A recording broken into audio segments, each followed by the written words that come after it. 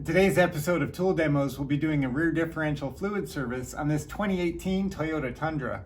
I'll show you the procedures and tools that I use for this very DIY-able job, plus the factory specs so you get it right the first time. Stick around because that is coming up next. As far as tools go, this is a really simple job. You just need a ratchet with a 24mm socket. This will cover both your drain and your fill plugs. You also need a way to get this fluid into the differential. Now, some bottles come with a nozzle at the top. You can just aim the bottle for the fill hole and squeeze it. Obviously, this bottle doesn't. So I've elected to go with the drill pump here that I have from PBT. I've got a video on this drill pump, so if you'd like to watch that, you can click the banner at the top. Otherwise, stay tuned. I'll show you how this works. Also, I'm using my cordless drill. Now, how do you know what fluid to use for your application? I've got here the Tundra. It's a 2018 manual. If you turn it to the specifications page, you can see that right here for the differential, you've got a few choices here. We're doing the rear differential today, so we'll go to rear.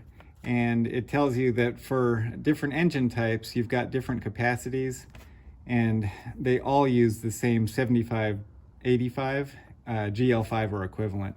So the engine code that I have on this vehicle is 3URFE. That's here, and then I've got the Crew Max, so I'm going to look for four-wheel drive, and it takes 3.8 quarts. So that's how you find that out. It's around the 4-quart area for most applications, except if you have the 1UR-FE engine, you're going to need 5 quarts for that. So we're good here.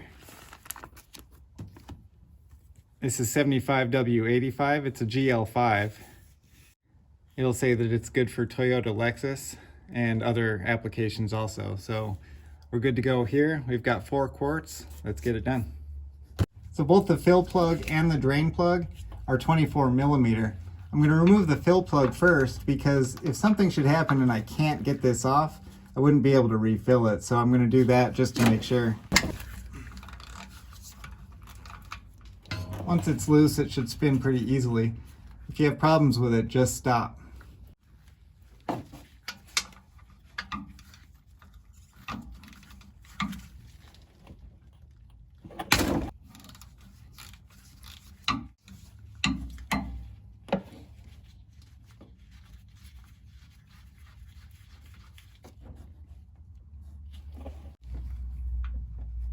So if I open up this fill, it lets air in more quickly and I get a more steady flow. They call that a laminar flow in science, but I'm no scientist, so we'll say steady. So I've got a couple of new crush washers here, and the drain plug and the fill plug have been cleaned off. That's what the magnet looks like after it's been cleaned, and there's the fill plug. You can see the difference between the two so you won't get them mixed up. It's interesting that my Toyota dealer had the crush washers in stock, but they don't carry Toyota factory gear oil, which I would have preferred. They just don't have any. Their technicians in the shop use this Redline 75W85. They get it, I think they said they get it from Napa. I was able to find this, I think on Amazon. If I can find it, I'll put a link to it. But I bought these online. It was less expensive than the dealership was trying to sell it for, so I went with that. So I'm good with that here. It'll probably drip for the next few days or so. All right. I'm just gonna snug that up for now so it doesn't leak. So that's just hand tight.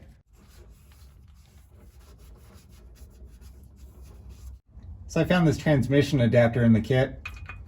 It can just go in the hole there and hang, and I like that because there's plenty of room around the adapter for oil to spill out once we're up to a full level here. So I'll use this adapter. Otherwise, just use a hose that doesn't completely plug the hole. You want that room so that you know when it's full. I've got my drain pan here to catch any spills that do come out when they come out. But if you can see, the red fluid in the hose. The last service that I did with this pump was transmission fluid.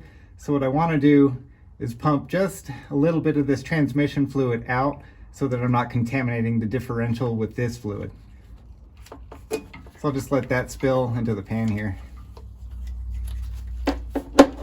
Here we go.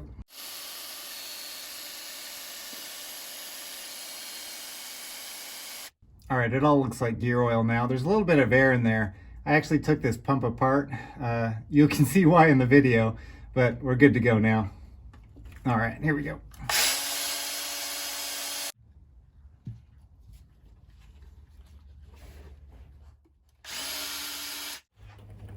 One thing I forgot to mention is that this Redline oil has an additive in there that's for limited slip differentials like this one here. It's got a friction modifier that keeps the clutches inside from slipping, and it says that there's no reason to add any more modifiers unless you feel chattering when you're driving.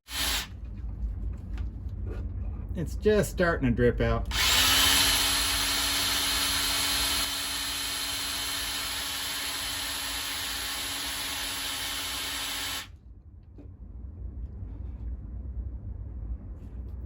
Looks like we're done. So this is what you want to see. Just a slow drain. It means this is your level here inside the differential, so that's perfect. We'll let that kind of finish draining out, and then we'll replace the fill plug and torque both the drain plug and the fill plug. All right, I'm happy with that. I'll just clean off this surface a little bit, make sure my crush washer is installed. Thread this on by hand here.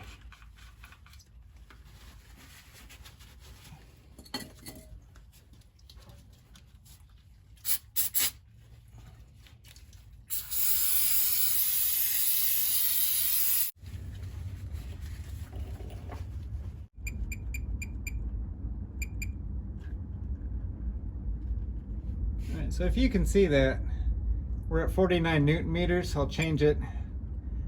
You've got 36 foot-pounds, so whichever you're more comfortable with, or whichever your torque wrench, whichever unit it has, you can go with that.